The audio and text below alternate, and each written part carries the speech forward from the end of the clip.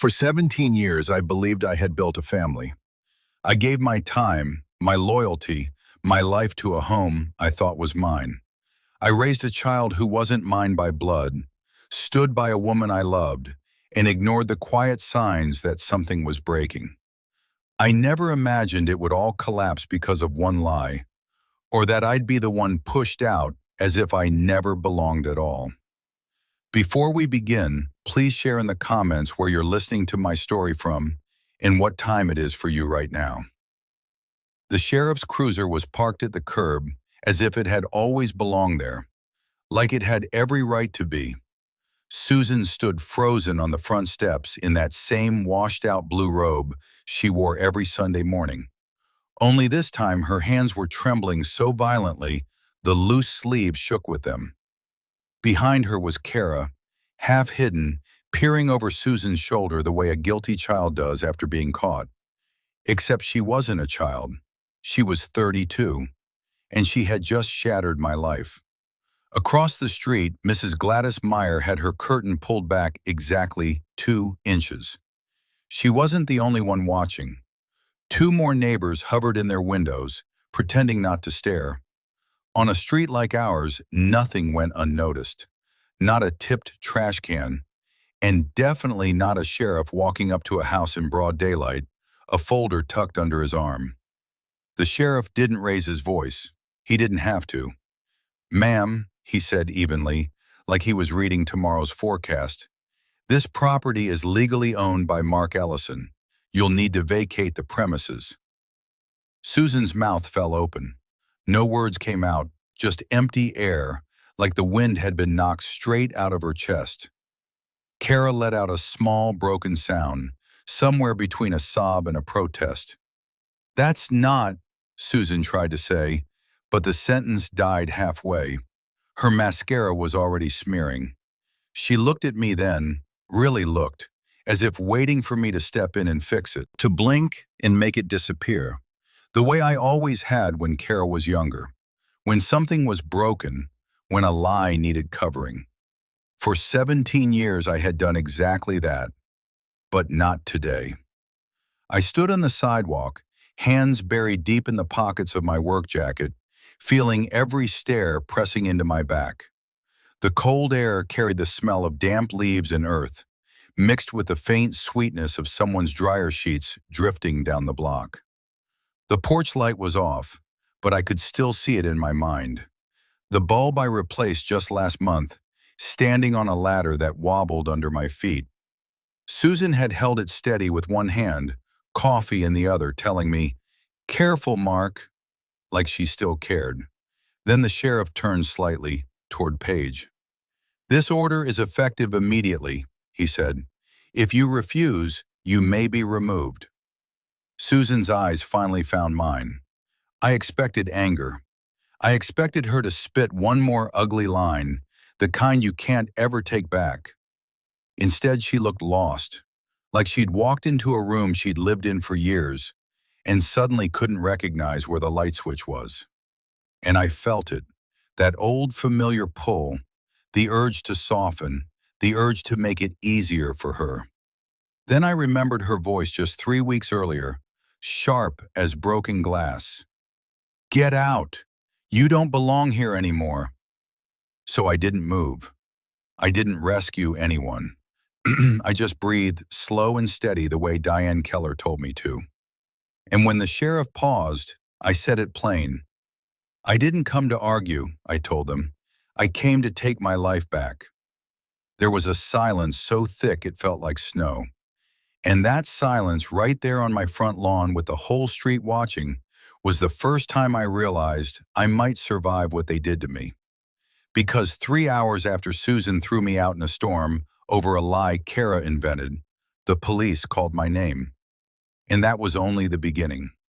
The night it happened didn't start like a night that was going to change everything. It started like any other Tuesday in Dayton, Ohio. Gray sky, wet streets, my boots tracking in damp leaves. I didn't feel like sweeping off the porch again. I'd worked a 12-hour shift at the hospital. Not the glamorous part of a hospital either. I was the guy who kept the lights on the air, moving the boilers, behaving the doors locking, facilities management, the kind of job you only notice when it stops working. My hands smelled faintly of machine oil and disinfectant. That hospital has a smell you can't scrub out of your skin. Bleach, old coffee, and something metallic that sits in the back of your throat. I washed up at the sink, rolled my sleeves down, and went home. Susan had made chicken casserole, the easy kind with canned cream soup and those crunchy onions on top. It wasn't fancy, but it was warm. It was familiar.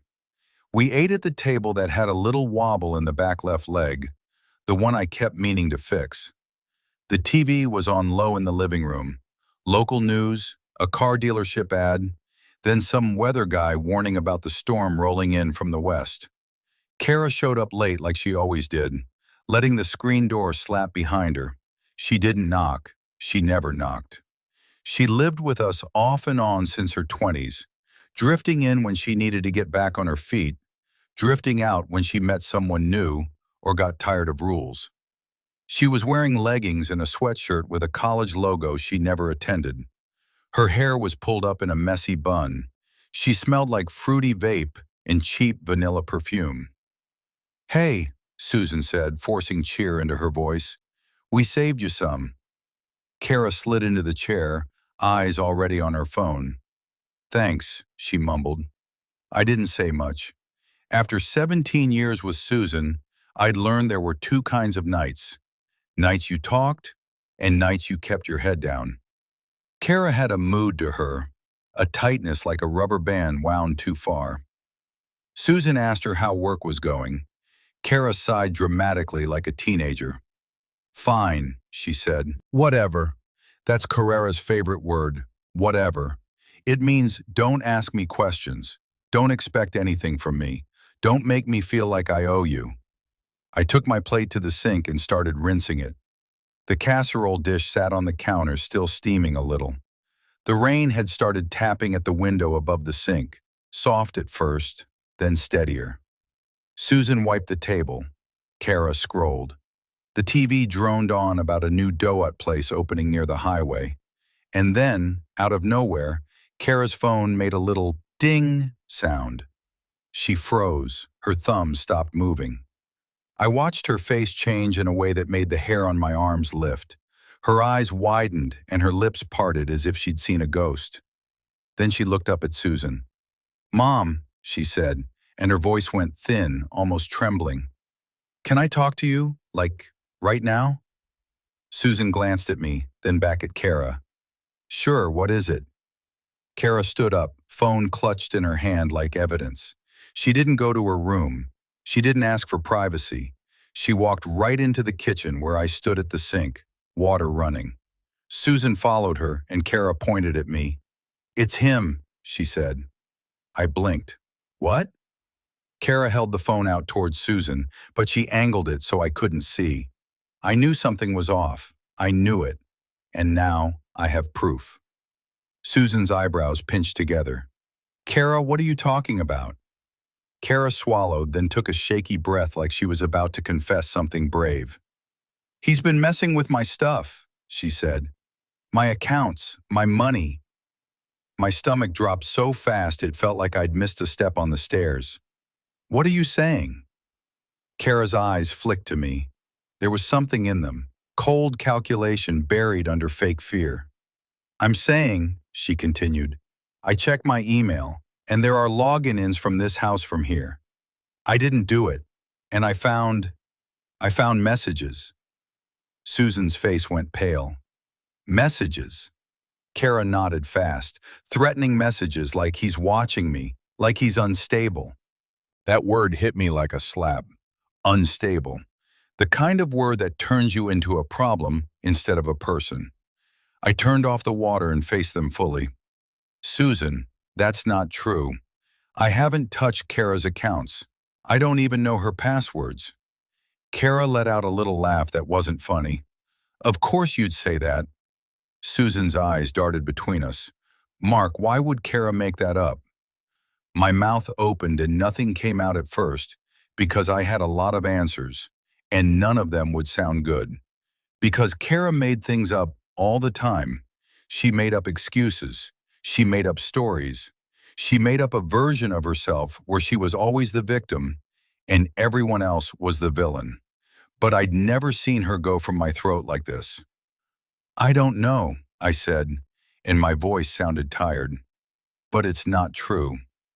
Kara's chin quivered just enough to look convincing. "Mom, I'm scared," she whispered. "I'm scared for you." Susan stiffened like those words plugged into something primal inside her. Protect the child. Believe the crying daughter. Even if the daughter was grown and the tears were a performance, I tried to keep my tone even. "Susan, listen to me. You know me. You've lived with me for 17 years. Susan's eyes flashed. "Then why does Kara feel scared?"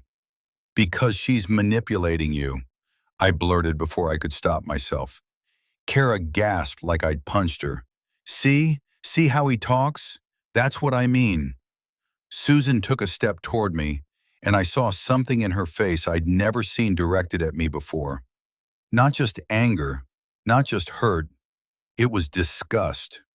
"You don't get to call my daughter a liar," she snapped. I felt heat rise up my neck. My heart thumped hard in my chest. Outside, the rain picked up, rattling against the window. Wind shoved the branches of the maple tree by the driveway. "Susan," I said, low, "Kara is lying. I'm telling you straight, she's lying." Susan's hands curled into fists. "Stop." Kara's voice got softer, sweeter. "Mom, I don't want to make a big deal. I need to feel safe." Safe? Another loaded word. Another word that could turn me into a threat with one breath. Susan stared at me a long second. Then her shoulders rose as she took in air, and she let it out as a scream. "Get out!"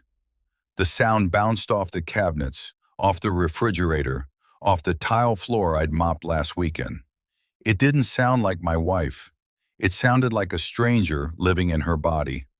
"Get out of my house," she shouted. "You don't belong here anymore." I stood there, water still dripping from my hands, watching Carrera's mouth tighten at the corners just for a second, like she was trying not to smile. My first instinct was to argue, to defend myself, to list every bill I paid, every broken thing I fixed, every night I sat up with Susan when she cried about money, every time I bailed Kara out of some mess without making Susan feel guilty. But I looked at Susan's face and realized I was already convicted. So I did the only thing I could do with any dignity left. I took my work jacket off the hook by the back door, the one that still smelled like oil and winter air, and I put it on. I grabbed my wallet and my phone off the counter. My keys were in the little bowl by the door next to Susan's. Susan stood with her arms crossed, breathing hard, eyes wide, like she just set something on fire and wasn't sure if it would burn the whole house down. Kara stood behind her, clutching her phone like it was a weapon. I opened the door. Cold wind slapped me in the face. Rain sprayed in sideways. The porch light was off. The yard looked dark and unfamiliar. I stepped out anyway, and I didn't look back. The police didn't show up with lights and sirens. No drama, no neighbors gawking, just a calm voice on the other end of the phone, steady and professional, like he was calling to remind me my car warranty had expired. "Mr. Ellison, this is Officer Tom Reynolds with the Dayton Police Department. We just need to ask you a few questions." I was sitting in my car behind the mirror on Wilmington Pike. The engine off, the windows fog from my breath. It was 107 in the morning. The rain had slowed to a cold drizzle, the kind that seeps into your bones instead of soaking your clothes. "Am I being arrested?" I asked. There was a pause. Not a long one, just enough. "No, sir," he said. "We received a complaint. We're doing a welfare check." Welfare? Another one of those words that sounds harmless until it's pointed at you. I leaned my head back against the cracked vinyl seat and stared at the ceiling. "Ask your questions." Officer Reynolds was polite, Too polite for a man who thought he was talking to a criminal. He asked where I was. I told him. He asked if I'd left the house voluntarily. I said yes. He asked if I'd threatened my stepdaughter in any way. No, I said, never. Another pause. I could hear paper shuffling, maybe a pen scratching. Somewhere behind him, a door closed. Sir, he said, do you and your wife own the house together? The question landed wrong, like a note out of tune. What? The house on Briarwood Drive? He clarified. Is your name on the deed? I swallowed. Yes, mine is. Only yours. I thought of Susan at the kitchen table years ago. Shoulders slumped, a stack of bills between us. I remembered her voice, tired and embarrassed. I don't want my name on anything anymore, Mark. I messed things up once. I don't want to mess up your credit, too. Yes, I said slowly. Only mine. There was another pause, longer this time. Thank you, sir, Officer Reynolds said. That's all for now. We'll note that you cooperated, and the complaint. I asked. It's vague, he admitted. No evidence of immediate danger. If there's anything else, we'll follow up. The line went dead. I stared at my phone for a long time after that, the screen glowing weakly in the dark car. Vague, that was it. One lie, one shaky story. Enough to throw me out of my own house, but not enough to hold up under even the lightest pressure. I laughed once, a short, dry sound that surprised me. Then the cold crept back in. I drove to my brother Ron's place on the west side, the Impala humming low windshield wipers, squeaking like they always did when it rained. Ron's porch light was on when I pulled up like he'd been waiting. He didn't ask why I was there. He just opened the door, stepped aside and said, "Boots off, coffee's on." That's Ron, 60 years old, retired union electrician, hands like tree roots, and a face that's seen enough to know when not to ask. I slept on his couch with my jacket folded under my head. The cushions smelled like sawdust and old cologne. I woke up before dawn with my heart racing, the words, "You don't belong here anymore," still echoing in my head. Ron slid a mug across the table when I came into the kitchen. Gas station coffee, strong and bitter. I wrapped my hands around it and stared into the steam. "She really kick you out?" he asked. I nodded. "Over Kara," he guessed. I nodded again. Ron sighed through his nose. "That girl's trouble." I didn't argue. I didn't defend her. I was past that. After Ron left to run errands, I pulled out my phone and started digging. 17 years of emails, mortgage statements, refinance paperwork, county records I'd never had a reason to look at before. There it was, a PDF from 2012, warranty deed, my name, only my name. My chest tightened. I checked again and again. No Susan, no joint ownership, just me. My hands started to shake, not from fear but from something else. A slow, creeping realization that the ground under this whole mess wasn't as solid as Susan and Kara thought it was. I thought about Carrera's face when she accused me, about the way she'd said, "unstable," like she'd practiced it, about how fast Susan had turned on me, like 17 years could be erased with one word. I closed my eyes. I didn't feel victorious. I felt tired and sad and angry in a quiet, dangerous way.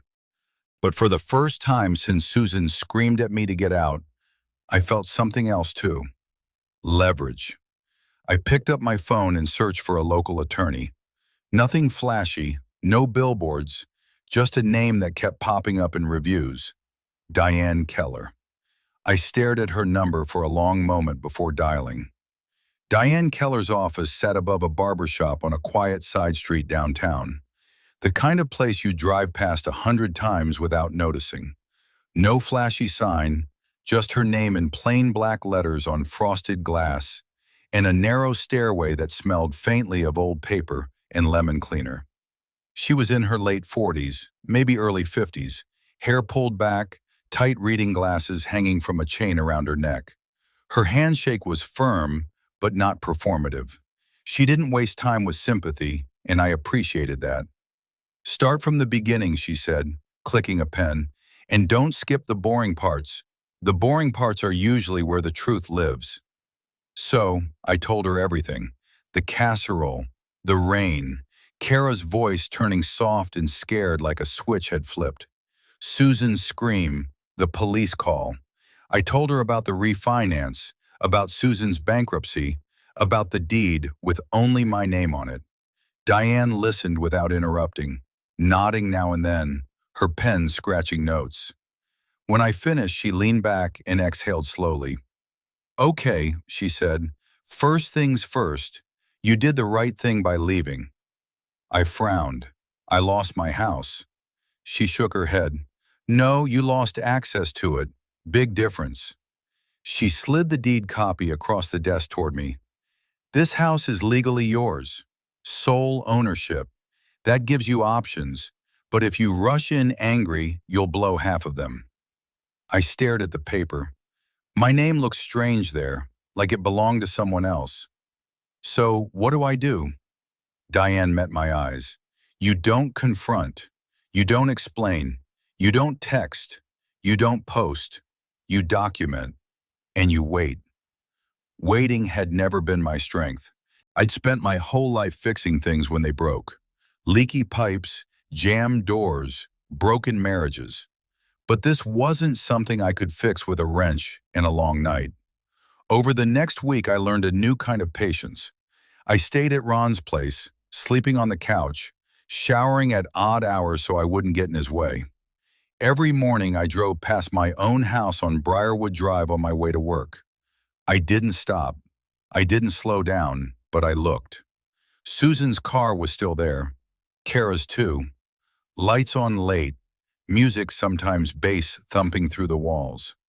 I'd insulated myself years ago.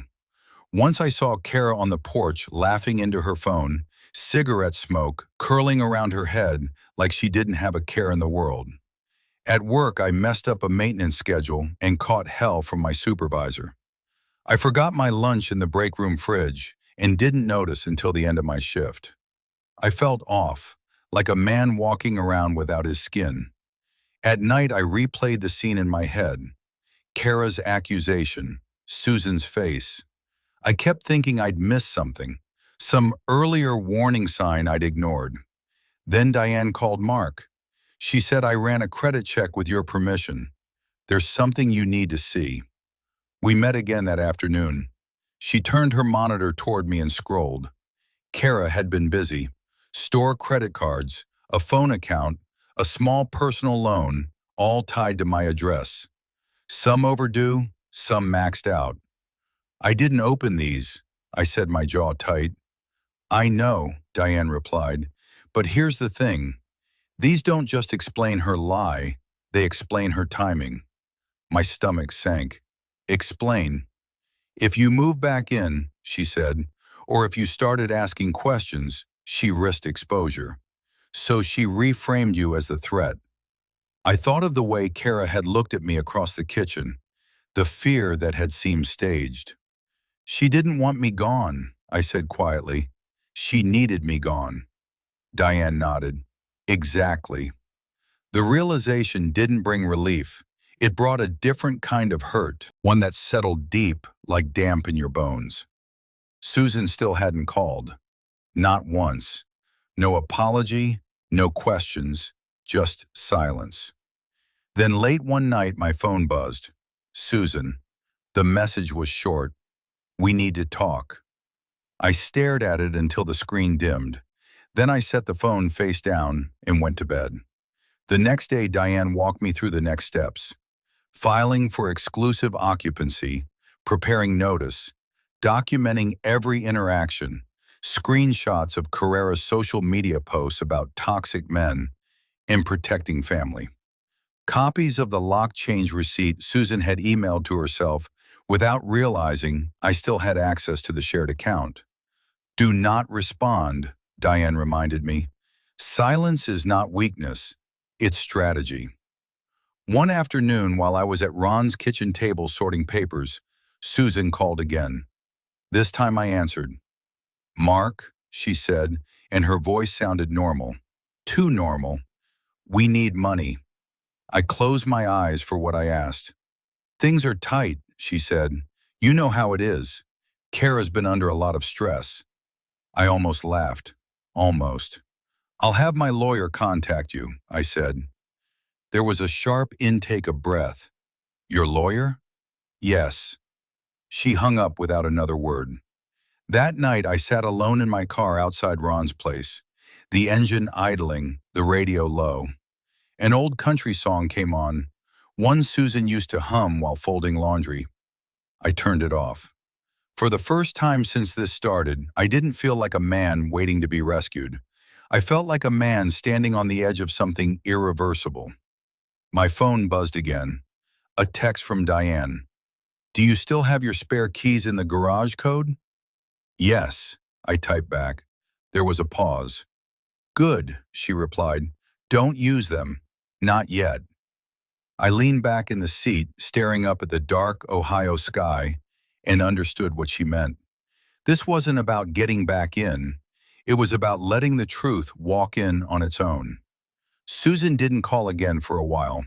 Neither did Kara. That silence felt strange at first, like the quiet after a storm when you're waiting to see what's been knocked loose. Then I realized something else was happening. They thought they'd won. I started seeing it in small ways. Carrara's social media posts popped up in my peripheral vision. Screenshots Ron sent me with a raised eyebrow emoji. Quotes about cutting toxic people out. A selfie on my front porch, her head tilted just right so the house looked like a prize behind her. A picture of her holding a mug I recognized instantly. Blue ceramic. A hairline cracked near the handle.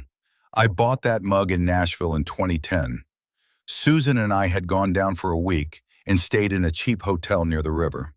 She said it reminded her of my hands. Solid, dependable. Seeing Kara wrap her fingers around it made my jaw clench. At work, I kept my head down. The hospital didn't care that my marriage had blown up. Air handlers still needed filters. Doors still stuck. I missed a valve on a routine check one afternoon and caught myself just before it turned into a bigger problem. My supervisor glanced at me and said, "You okay, Mark?" "Hey, yeah," I said, "just tired." That was true. I was bone tired, the kind that sleep doesn't touch. One evening, Ron slid a plate of meatloaf across the table and said, "You're grinding your teeth." I hadn't noticed. I forced myself to unclench my jaw. "I keep thinking if I'd said something different." Ron shook his head. "You could have read her the Bible and she'd still have believed her kid." He wasn't wrong. The lock change receipt came through our old shared email account late one night. Susan must have forgotten I still had access. There it was in black and white, date, time, company name. I forwarded it to Diane without comment. A week later, Susan called again.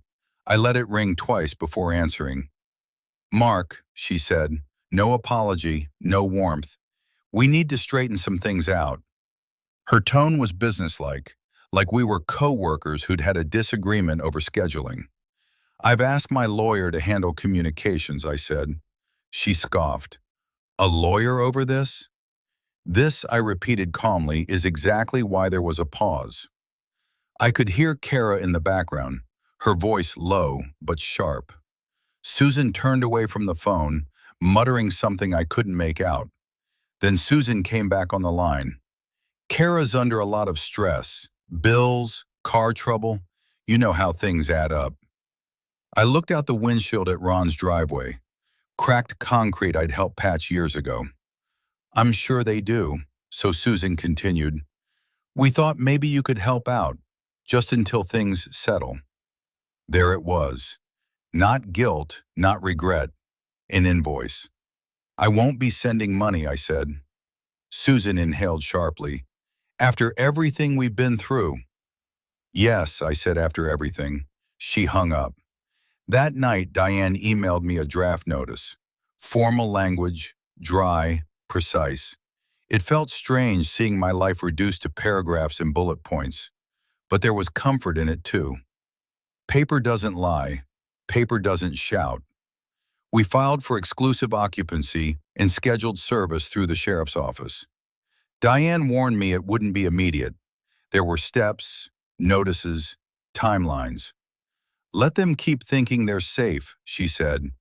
People make mistakes when they think no one's watching. Kara made plenty. She started having friends over, cars parked half up on the lawn, music louder, trash bags piled near the garage. A neighbor texted Ron, assuming the message would get to me somehow. "Everything okay over there?" the text read. I didn't reply. I documented. One afternoon, Kara posted a long rant about men who think money equals control. She didn't name me. She didn't have to. The comments rolled in sympathy, encouragement, hearts, and angry faces.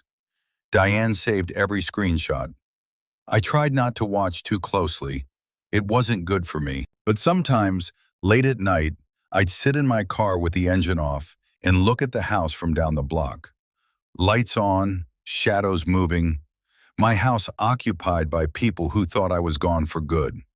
The urge to confront rose up in me like acid, to march up, pound on the door, demand my life back. Every time it did, I remembered Diane's voice. Silence, his strategy. Then came the call I wasn't expecting. Susan again. This time she sounded different, edgier. "We need to talk," she said in person. "No," I replied. "Mark," she snapped, irritation bleeding through. "This is getting ridiculous." "What's ridiculous?" I said evenly. "Is that you threw me out over a lie and haven't apologized once." "Silence," Kira says. Susan started. I cut her off. "Have your lawyer talk to mine." There was a sharp breath, then the click of the line going dead. I sat there afterward, phone in my hand, heart pounding. Saying no didn't feel good. It felt necessary. The next morning, a message from Diane lit up my screen. "Where?" said it read. "Tomorrow, 11:30 a.m. Be there. Say nothing unless asked." I stared at the time for a long moment. Tomorrow, I went to work and fixed what needed fixing. I came home to Ron's and folded my jacket, smoothing out the creases. I slept in short stretches, waking to the hum of the refrigerator and the weight of 17 years pressing down on my chest. At 10:45 the next morning, I drove toward Briarwood Drive. The sky was a pale Ohio blue, cold and clear. The street looked the same as it always had, except this time I wasn't the one being watched. The sheriff's cruiser pulled up right on time, 11:29 a.m. I was already there, parked a few houses down, engine off, hands resting on my thighs to keep them from shaking. I'd worn my work jacket, the one with my name stitched on the chest in faded blue thread, not to make a statement, just because it was mine.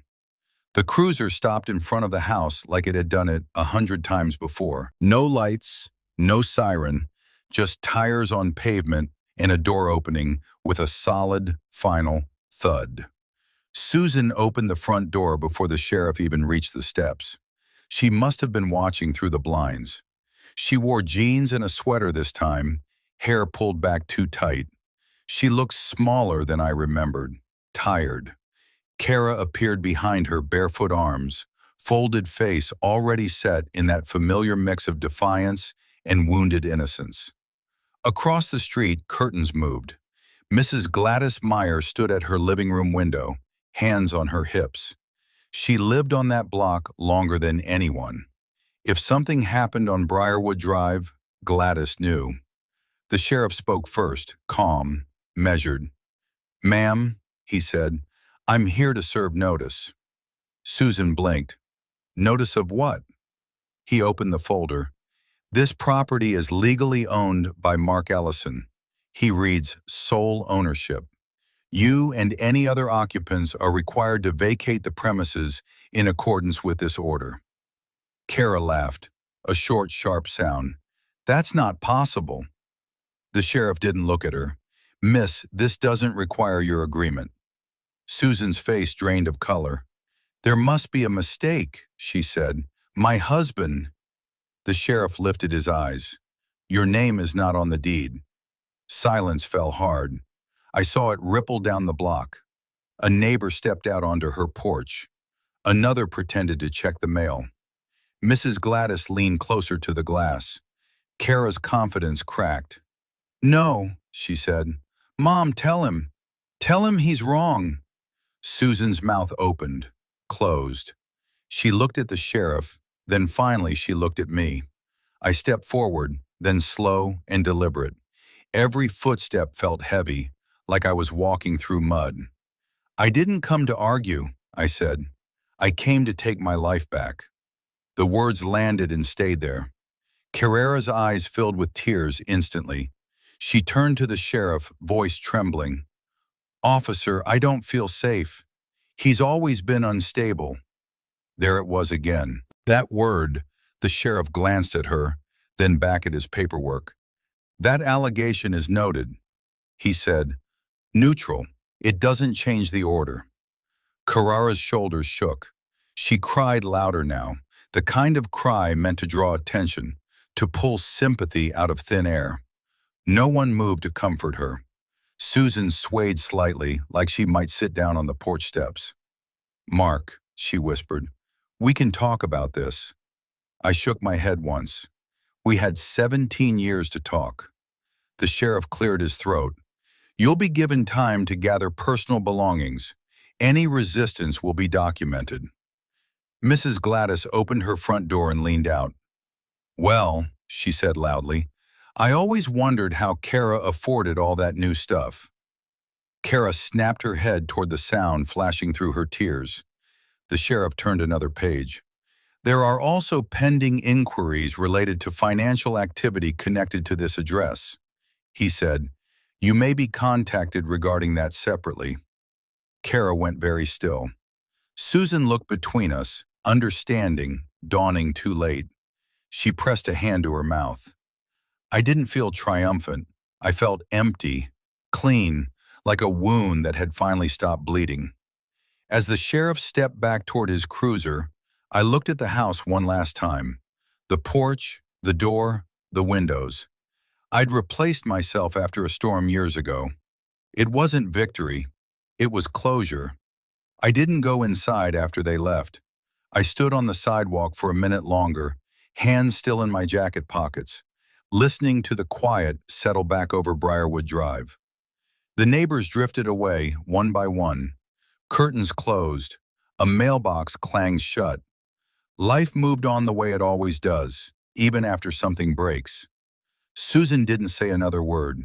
She just watched me from the porch as the sheriff drove off, her face pale and unreadable. Kara had already disappeared back into the house, slamming the door hard enough to rattle the glass. I turned and walked back to my car. That was the last time I stood in front of that house as a married man. The weeks that followed were strangely calm. Too calm at first. I kept waiting for another explosion, for angry calls, threats, accusations, but they never came. Diane handled the paperwork. Everything moved forward the way she said it would. Slowly, legally, without drama. I stayed with Ron a little longer, then found a small one-bedroom apartment closer to the hospital. Nothing fancy, beige carpet, a view of the parking lot, but the heat worked, the locks were solid, and at night, no one yelled my name like it was an accusation. I bought a second-hand recliner from a guy a few streets over and picked up the cheapest coffee maker I could find at Target. Nothing fancy, nothing permanent, just enough to get by. That first morning, I sat there with a mug in my hands, listening to the distant hum of traffic outside the window. And that's when it hit me. For the first time in a long while, I could breathe, really breathe. 3 months after the sheriff showed up, Susan sent a text. Kara had moved in with her new boyfriend. The apartment was small, crowded. Life, apparently, was hard. "Things are tough right now. Could we meet and talk?" I read it once, then again. 17 years rushed back all at once. Holidays and arguments, quiet mornings and loud promises, vows made with certainty and broken without apology. I felt that old pull rise up in me, that reflex to fix things, to smooth the edges, to take responsibility for pain that no longer belonged to me. So I deleted the message. No reply, no explanation, just silence. Not out of bitterness, not out of cruelty, but out of self-respect. I don't tell this story because I won. I tell it because I survived. Because I learned something I should have known long ago. Loyalty does not mean erasing yourself. And love does not mean swallowing a lie just to keep the peace.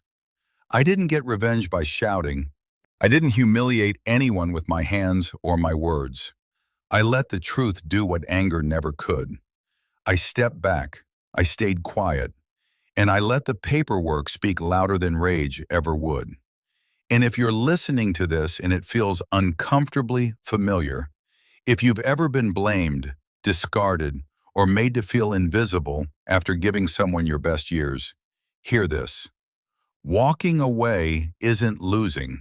Sometimes it's the strongest thing you can do. If this story meant something to you, take a moment to sit with it. If this story touched something in you, know that you're not weak for caring, and you're not wrong for walking away. Healing takes time, but choosing yourself is not selfish. It's necessary. You deserve honesty, respect, and peace, and it's never too late to start again. Thank you for watching this video. Share your thoughts in the comments. I truly value every story and every voice. Don't forget to subscribe to Voices of Uncle Bernard and share this video with your friends.